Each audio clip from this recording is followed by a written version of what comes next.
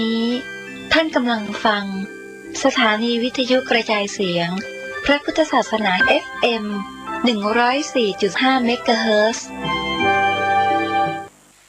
ขอเจริญสุขศรัทธาท่านสาธุชนนักศีลนักบุญทั้งหลายวันนี้ก็เป็นแห่งวาระหนึ่งที่อาตมาภาพพระครูปริยัติกิจจาภิวัตรสำนักวัดพระสิงห์ได้มีโอกาสนำเอาพระธรรมคำสอนในทางพระพุทธศาสนาปามอบเป็นธรรมบรรณาการอาหารใจคือกับท่านสาธุชนแห่งครั้งหนึ่งสำหรับวันนี้อยากจะฝากเป็นนิทานคือท่านสาธุชนได้พินิจพิจารณาได้มีเรื่องเล่าในอดีตกาลนั้นพระราชโอรสของพระเจ้าพมทัตแห่งเมืองพาราณสีได้ไปศึกษาวิชาการกับอาจารย์ทิสาปาโมกแห่งเมืองตักกศิลาโดยการได้ศึกษาห้ำเฮียนร่วมกับศิษย์คนอื่นๆเป็นจำนวนนักในสมัยนั้นสถานที่ศึกษาที่ชื่อว่ามีชื่อเสียงที่สุดที่ได้ชื่อว่ามีชื่อเสียงที่สุดก็คือเมืองตักกศิลา เป็นเมืองแห่งการศึกษาเป็นศูนย์รวมของนักปราชญ์เยาวชนทุกคนในสมัยนั้นถ้าใครต้องการที่จะศึกษาห้ำเฮียนคือมีความรู้ความสามารถก็จะต้องเดินทางไปเมืองตักกศิลาพระราชโอรสของพระเจ้าพมทัตแห่งเมืองพาราณสีก็เหมือนเดียวกันก็ได้ไปศึกษาห้ำเฮียนกับอาจารย์ทิสาปาโมกที่เมืองตักกศิลาร่วมกับศิษย์คนอื่นๆอยู่มาวันหนึ่งพระราชโอรสได้ไปอาบน้ำที่ตาน้ำซึ่งสมัยก่อนนั้นยังบ่มีน้ำประปายังบ่ได้มีการขุดน้ำบ่อการใจสอยเพราะว่าจะเป็นการอาบการซักผ้าก็จะไปที่ตาน้ำเหมือนกันบอกว่าจะเป็นพระสงฆ์องค์ข้าเจ้าบอกว่าจะเป็นพระราชามหากษัตริย์ตลอดสามัญชนตัวไปขณะที่พระราชโอรสได้ไปอาบน้ำที่ตาน้ำนั้นปรากฏว่าได้หั่นงาที่ยายแก่คนหนึ่งได้เอาตากไว้งาเม็ดดำๆ ก็เกิดความอยากที่จะเสวยขึ้นมาเมื่อยายแก่เผลอก็จึงได้หยิบเอางาไปกำมือหนึ่งได้เสวยหรือได้กินยายแก่คุณยายก็ได้เหลือบเห็นพอดีก็บ่ได้ว่าอะไรหยังวันที่สองราชโอรสก็ได้ทำอย่างนั้นแหมยายแก่ก็บ่ว่าอะไรหยังพอวันที่สามราชโอรสก็ได้หยิบงาแหมกำมือหนึ่งทีนี้คุณยายซึ่งเป็นคนแก่ก็ทนบ่ได้ก็จึงได้ไปฟ้องอาจารย์ทิสาปาโมกเล่าความนั้นให้ฟังอาจารย์ฟังแล้วก็รับปากจะชดใช้ให้ แต่คุณยายไม่ยอมคุณยายว่าจะต้องเอาลูกศิษย์คนนั้นมาลงโทษให้ได้เพื่อที่จะบ่ทำแหมคุณยายเพิ่นก็มีคุณธรรมอาจารย์ที่สาปะโมกก็จึงได้ฮือลูกศิษย์2 คนได้สอบสวนได้ถามความแล้วพระราชโอรสก็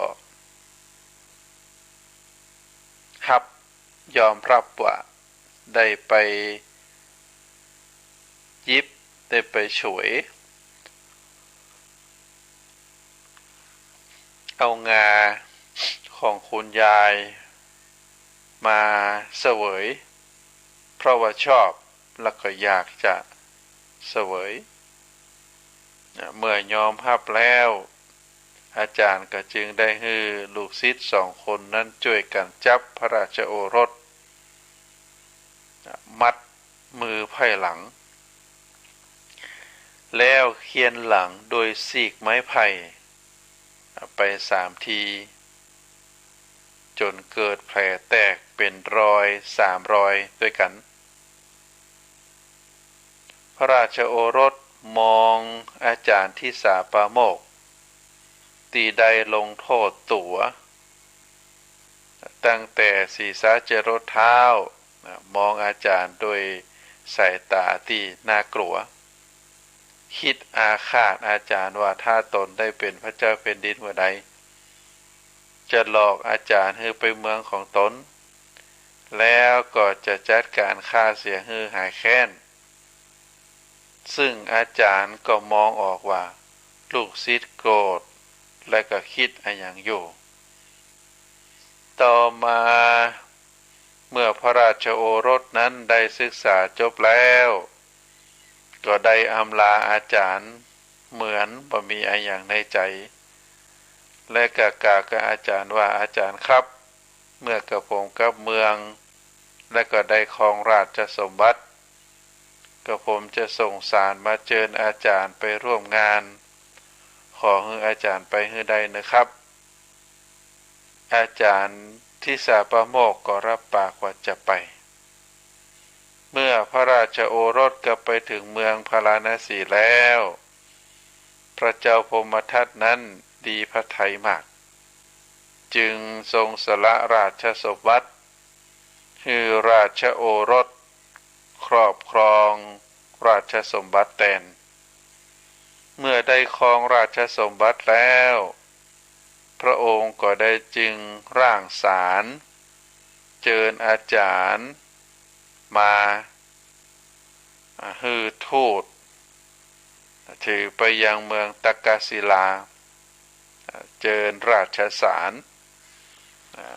ไปเชิญอาจารย์เพื่อที่จะมาเมืองพาราณสีอาจารย์ที่สาปะโมกก็คิดอยู่แล้วว่า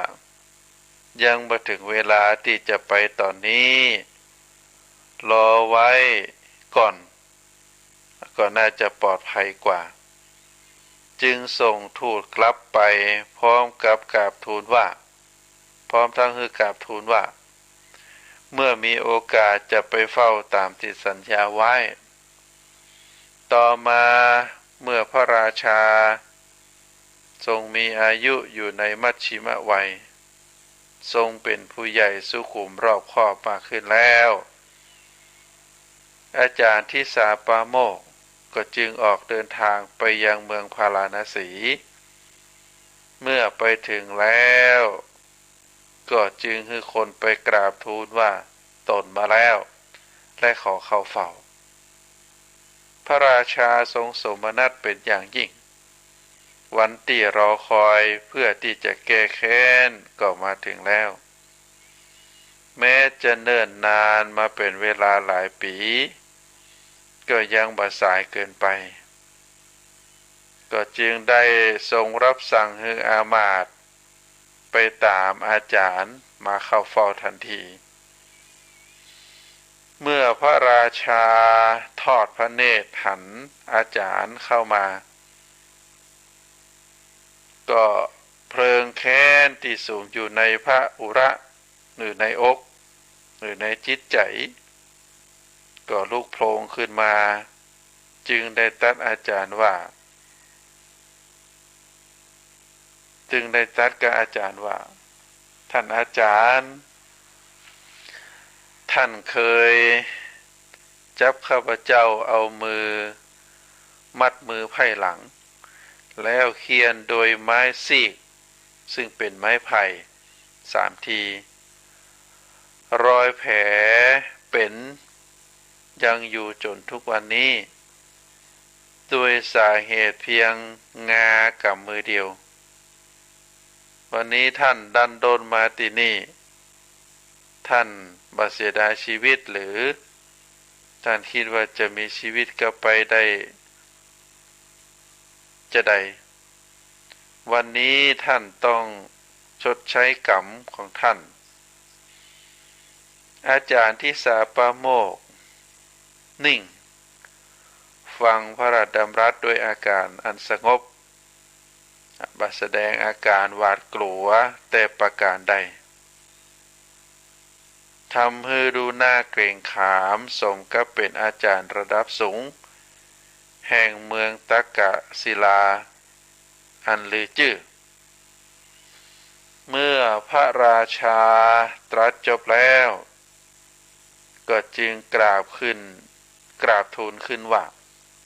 ขอเดชะขอทรงโปรดทนฟังค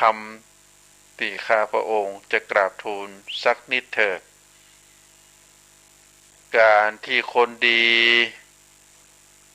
ลงโทษคนที่ทำบดีด้วยการเฆี่ยนการตีนั่นถือว่าเป็นการห้ามปรามและป้องกันบ่ให้ทำเช่นนั้นแหมบ่ถือว่าเป็นเวรกรรมที่จะต้องชดใช้การภายหลังข้อนี้นักปราชญ์ทั้งหลายรู้กันดีถ้าหากว่าบ่มีการลงโทษหรือการห้ามปรามไว้เขาก็จะได้ใจไปทำความบดีเพิ่มขึ้นเรื่อยๆต่อไปก็จะยุดบ่อยู่บ่มีใครห้ามปรามได้เขาก็จะเสียคนหรือบางอันก็จะถูกจับกุมคุมขังต้องเข้าคุกเข้าตารางหรือถูกประหารชีวิต พระองค์ก็เช่นเดียวกันหากข้าพระองค์บ่ลงโทษกำราบไว้แต่ต้นฉะไหนพระองค์จะศึกษาจนสำเร็จและเสด็จกลับมาได้รับรางวัลเป็นราชสมบัติ ดังที่ได้ทรงรับอยู่ หากข้าพระองค์ปล่อยไปตามเรื่องพระองค์อาจจะเสียผู้เสียคนและอาจถูกจับได้หรือถูกประหารไปแล้วก็ได้ดังนั้นขอให้พระองค์ทรงดำริให้ดีเถิดว่าการลงโทษครั้งนั้นมีคุณแก่ข้าพระองค์อย่างไร แต่หากทรงหันว่าข้าพระองค์ทำบ่ถูกก็รับสั่งให้ประหารข้าพระองค์เถิดจะได้หายแค้นที่ฝังอยู่ในพระหฤทัยมาเป็นเวลา10 กว่าปีเมื่อได้ทรงสดับอาจารย์กราบทูลจะนั้นแล้วพระราชาก็ได้สติจนเมื่ออาจารย์กราบทูลจบความแค้นที่สั่งสมมานานก็ได้อันตรธานหายไปทรงลุกจากบัลลังก์ลงมาประทับคุกเข่าต่อหน้าอาจารย์ตรัสขอโทษอาจารย์ที่ล่วงเกินแล้วก็ได้ทรง จักชวนให้อาจารย์อยู่สั่งสอนในราชสำนักพร้อมทั้งให้ไปนำครอบครัวอาจารย์เข้ามาเพื่อทรงสุบเลี้ยงต่อไปอันนี้เป็นเรื่องที่มีการเล่าสืบต่อมาในความแค้นของลูกศิษย์ที่มีต่ออาจารย์ที่ได้ลงโทษโดยการใช้ไม้ซีกไม้ไผ่ตีตัดหลัง3 ครั้งโดยการมีการเอามือมัดมือไขว้หลังไพร่หลังตัวสาเหตุก็เพราะว่าได้ใจมือหรือพหัตถ์ไปกำงาของคุณยายเอามาเสวยในขณะที่เดินทางไปอาบน้ำที่ตาน้ำที่เมืองตากะศิลา3 ครั้ง3 คราโดยกันที่ทำอย่างนี้คือเดินผ่านแล้วก็เวลายายเผลอก็กำงายิบงากำงาไป1 กำแล้วก็เอาไปเสวยครั้งที่ 1คุณยายก็บอกว่าอะหยังครั้งที่ 2คุณยายก็ว่าบอกว่าอะหยังหันพอครั้งที่ 3คุณยายก็ไปฟ้องอาจารย์ที่สาปาโมกข์ว่าศิษย์คนนี้ทำผิดแล้วคุณยายก็สำทับว่าอาจารย์จะต้องนำศิษย์คนนี้มาลงโทษตัวเองถ้าบ่ลงโทษนี่มาได้จะเป็นเยื่องอย่างที่บ่ดีอาจารย์ก็ได้ลงโทษตามที่กล่าวพระราชโอรสในคณะที่เรียนหนังสือนั้นเป็นราชโอรสก็มีการผูกใจเจ็บขับแค้นใจที่ตัวเองนั้นถูกอาจารย์ลงโทษเกิดความอับอายเมื่อได้เรียนจบก็ได้ตั้งใจด้วยความคับแค้นใจว่าถ้าตัวเองครองราชย์เป็นพระราชาแล้วก็จะเชิญอาจารย์ไปในเมืองแล้วก็จะแก้แค้นฝ่ายอาจารย์เมื่อได้รับสารเชิญจากลูกศิษย์ซึ่งได้ครองราชย์เป็นพระราชาเมื่อได้รับแล้วก็ยังบ่เข้าไปในเมืองเตื้อบ่ได้เข้าไปเมืองพาราณสีเตื้อรอให้เวลาผ่านพ้นไปเป็นเวลา10 กว่าปีแล้วก็คือพระราชานั้นมีวัยสูงขึ้นเพื่อที่ความเข้าใจประสบการณ์ชีวิตการเวลาก็จะได้ให้ความแค้นที่สุมในพระฤทัยของพระองค์นั้นลดลงพ่องก็เป็นไปตามคาดหมายเมื่อเวลาผ่านไป10 กว่าปีแล้วอาจารย์ก็ได้เข้าไปเฝ้าพระราชาซึ่งพระราชโอรสนั้นได้รับราชสมบัติจากพระบิดาคือเป็นพระราชาเมื่ออาจารย์ได้เข้าไปเฝ้าพระราชาแล้ว ความแค้น เป็นยังบ่หายก็ได้เอ่ยต่ออาจารย์ถึงความคับแค้นถึงความอับอายถึงโทษที่ได้ทรงรับก่อนที่พระราชาจะสั่งประหารหรือสั่งลงโทษอาจารย์ก็ขอเอ่ยให้ฟังดังที่กล่าวอันนี้เราจะหันว่าการลงโทษโดยการเคี่ยนตี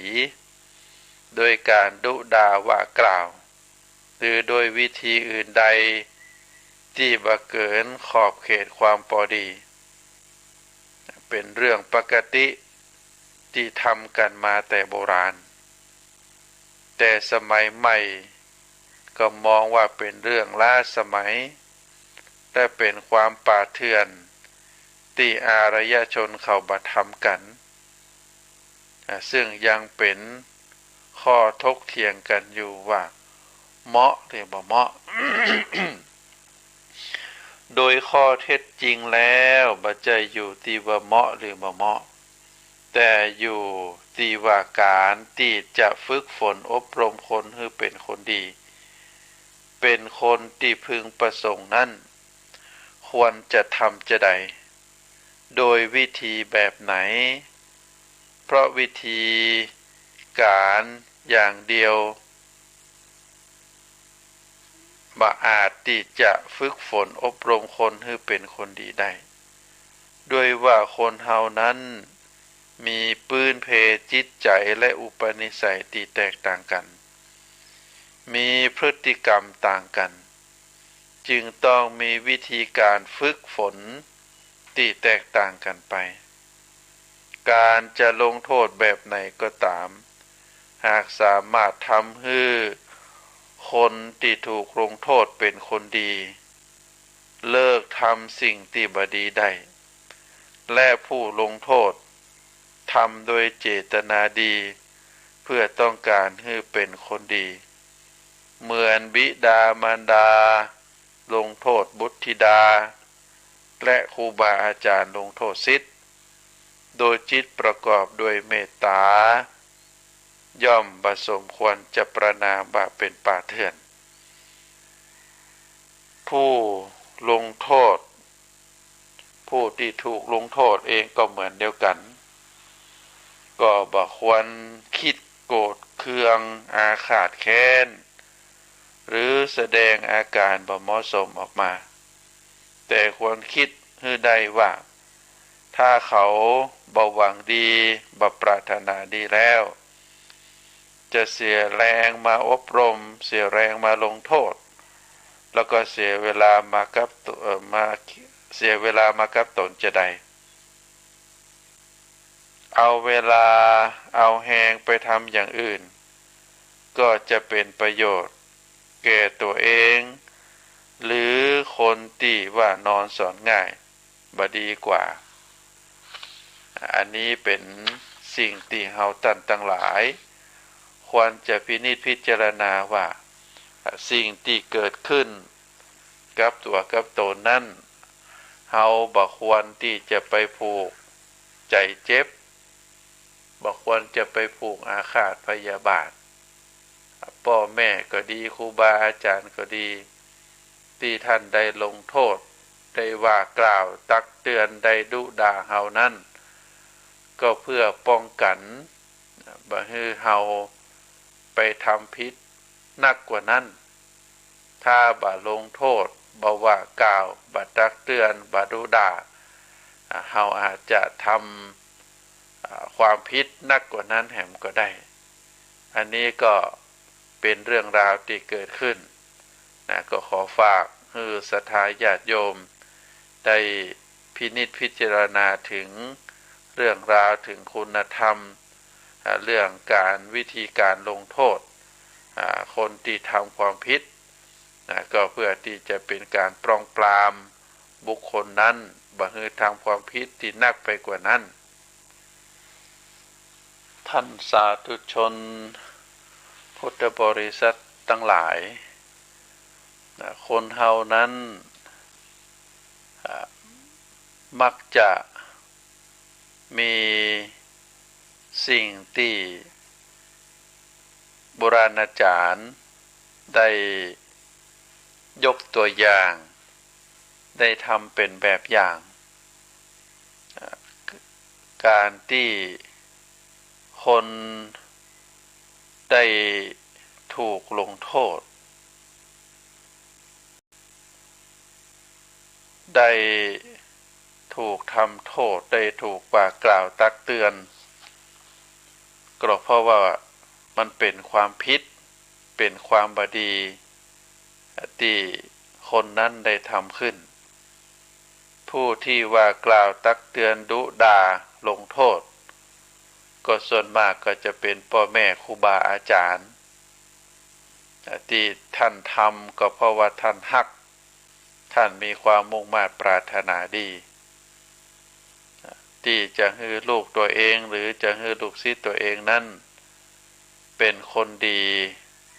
อยู่ในสังคมได้อบรมพร่ำสอน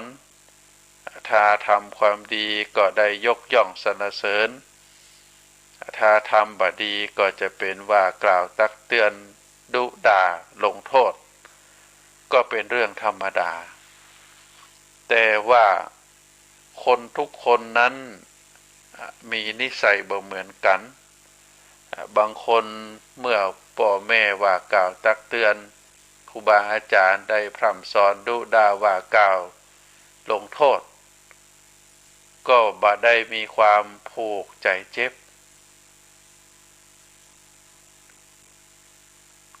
อาจจะบ่พอใจแต่ก็ได้คิดด้วยตัวเองว่าที่ท่านลงโทษว่ากล่าวตักเตือนดุด่าเฮาก็เพราะว่าเป็นความผิดที่เฮาได้ทำขึ้น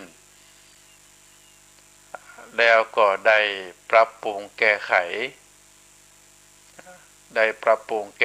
นิสัยของตัวบ่ฮือทำบ่ฮือคือเกิดความผิดตามที่โทสานุโทษที่ตัวเองได้ถูกลงโทษไปบุคคลประเภทนี้ก็ถือว่าเป็นคนดีเพราะยอมรับกฎกติกายอมรับเงื่อนไขยอมรับความผิดพลาดของตัวเองแล้วก็ยอมรับคำสอนของครูบาอาจารย์ของพ่อแม่บ่ได้ผูกอาฆาตพยาบาทเพราะถือว่าเป็นการทำโทษตามความผิดที่ตัวเองได้ทำขึ้นอันนี้ถือว่าเป็นบุคคลที่น่ายกย่องหรือเป็นคนดีแต่ถ้าบุคคลใดที่ได้รับการว่ากล่าวตักเตือนดุด่าลงโทษซึ่งเป็นการทำความผิดซ้ำแล้วซ้ำแหมจากพ่อแม่จากครูบาอาจารย์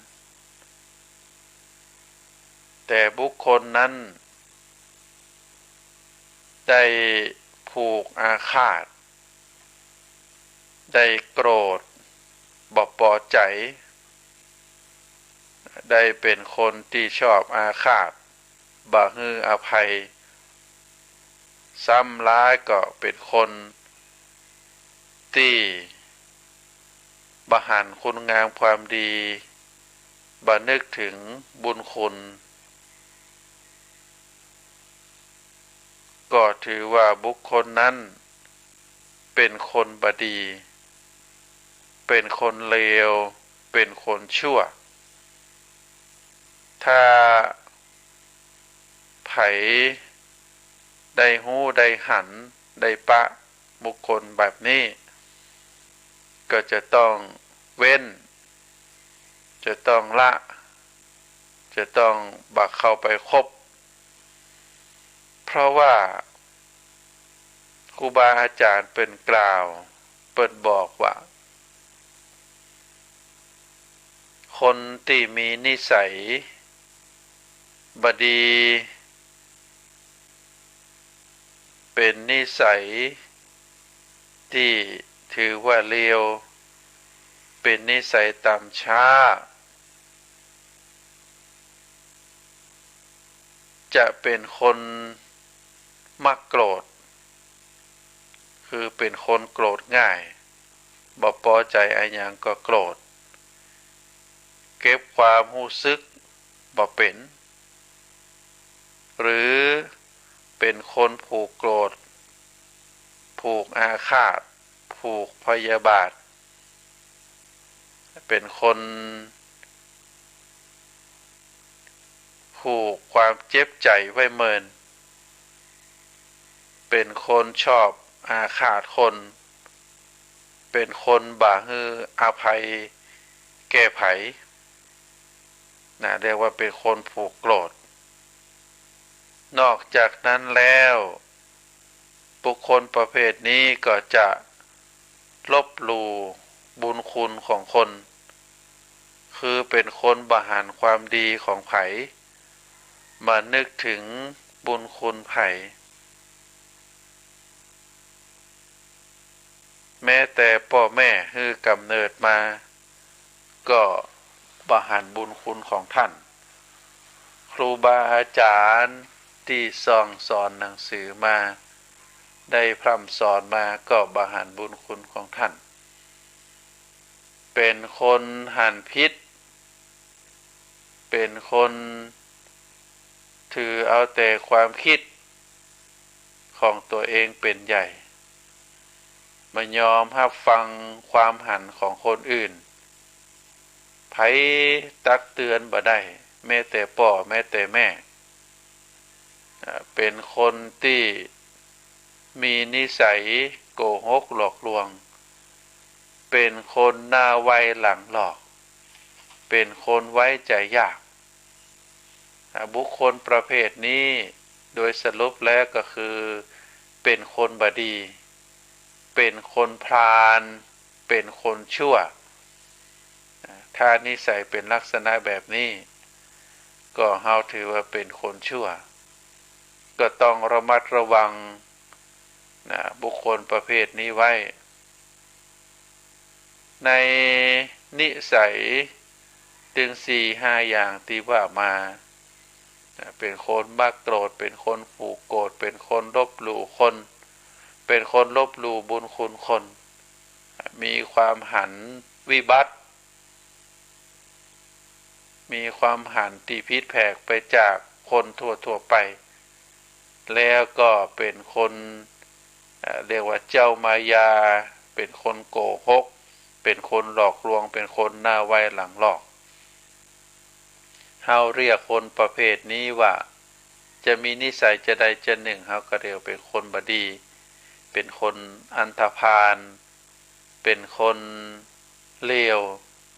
เพราะฉะนั้นครูบาอาจารย์มักจะตักเตือนว่าคนประเภทนี้คนอย่างนี้หากห่างได้ก็คือห่างหลีกได้ก็คือหลีกคบหากันอยู่เฮาก็เริ่มถอนตัวเริ่มเลิกบ่คบหาสมาคมเพราะถ้าขืนเข้าใกล้หรือไปคบหาสมาคมด้วยเจือนิสัยอย่างนี้ก็จะลุกลามหรืออาจจะซึมซับเอามาเป็นนิสัยของตัวเก่าได้ป้องกันไว้โดยการเลิกคบเลิกคุย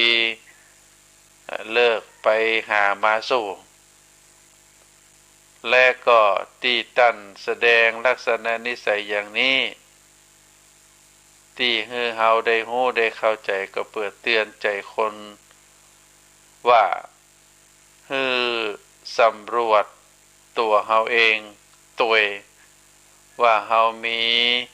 นิสัยอย่างที่ว่านี้อยู่ในตัวก่อนใน 4-5 ข้อใดข้อหนึ่งหากมีอยู่ก็จะได้ปรับปรุงแก้ไข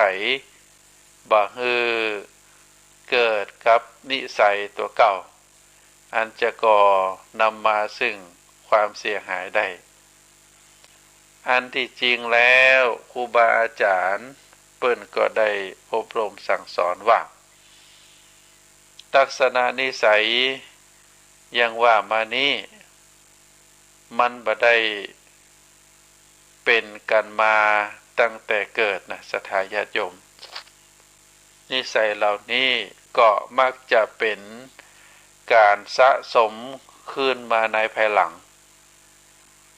ดังนั้นเมื่อมันเป็นสิ่งที่เกิดขึ้นภายหลังเฮาสะสมขึ้นมาภายหลัง เราก็สามารถที่จะปรับปรุงจะเปลี่ยนแปลงจะแก้ไขได้แน่นอนเมื่อกลับตัวกลับใจเลิกได้แล้วก็ถือว่าบุคคลคนนั้นบ่ได้เป็นคนเลวกรรมที่คนทั้งหลายดูถูกกรรมที่คนทั้งหลายได้กล่าวว่าเขาเป็นคนบดีก็จะหมดไปเว้นไว้แต่เสียว่าตัวเขาเองเมื่อเป็นอย่างที่ว่ามานี้แต่บ่ยอมรับความจริงว่าตัวเองเป็นคนบดีนิสัยบดีเป็นคนมักโกรธเป็นคนผูกโกรธเป็นคนลบหลู่บุญคุณครูบาอาจารย์บุญคุณพ่อแม่มีความหันที่ผิดแผกไปจากคนอื่นเป็นคนที่มีโลกส่วนตัวสูงไม่ยอมปรับปรุงไม่ยอมแก้ไขเป็นคนที่มีนิสัยมารยานิสัยหลอกลวงนิสัยเป็นคนที่ต่อหน้าว่าอย่างรับหลังแหมอย่างเป็นห้องว่าเป็นคนไว้ใจยากเป็นคนหน้าไวหลังหลอกเพราะฉะนั้นถ้า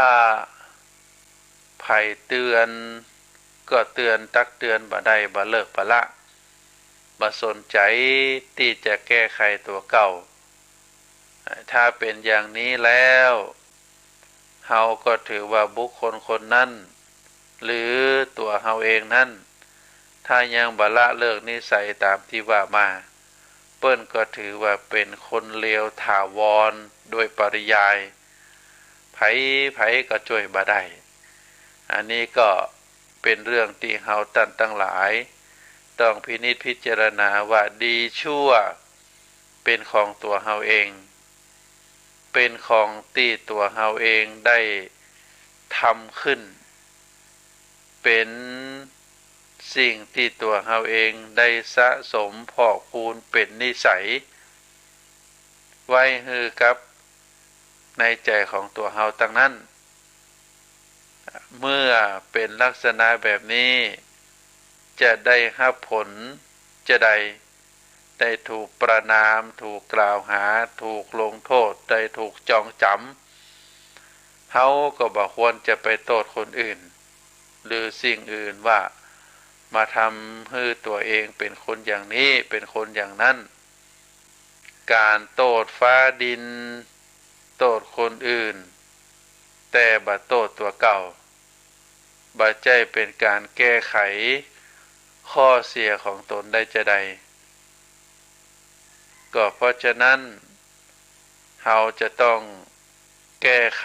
ที่ตัวเฮาก่อนทุกสิ่งทุกอย่างจะพัฒนาอะไรหยังก็จะต้องพัฒนาที่ตัวเองก่อนจะแก้ไขอะไรหยังก็จะต้องแก้ไขที่ตัวเองก่อนจะร่างกฎหมายจะร่างระเบียบกฎกติกาของสังคมจะใดก็แล้วแต่เฮาก็จะต้องมาดูมาพิจารณาถึงตัวเฮาว่าสิ่งที่เฮาได้ทำมาโดยตลอดนั้นมันเป็นจะใดเป็นข้อดีหรือข้อบ่ดีอันนี้ก็ขอฝากให้ศรัทธาญาติโยมได้พินิจพิจารณาเนอะถึงนิสัยใจคอก็จะต้องแก้ไขกันท่านสาธุชนทุกท่านสรุปแล้วการลงโทษโดยการเคี่ยนตี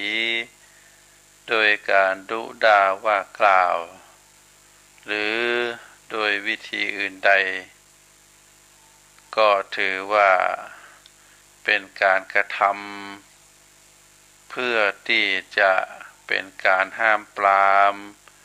เป็นการตักเตือนเป็นการหยุดการกระทำพฤติกรรมที่บดีของ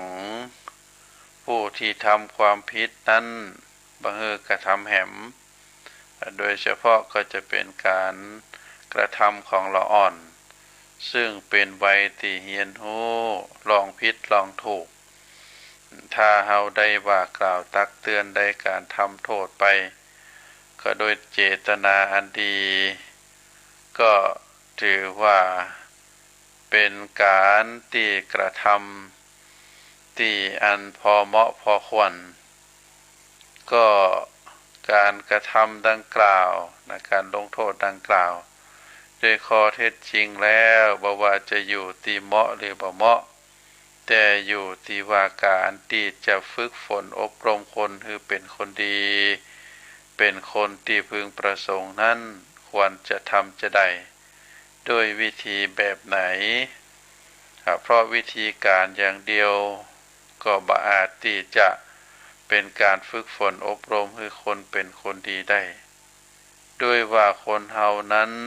มีพื้นเพจิตใจและก็อุปนิสัยที่แตกต่างกัน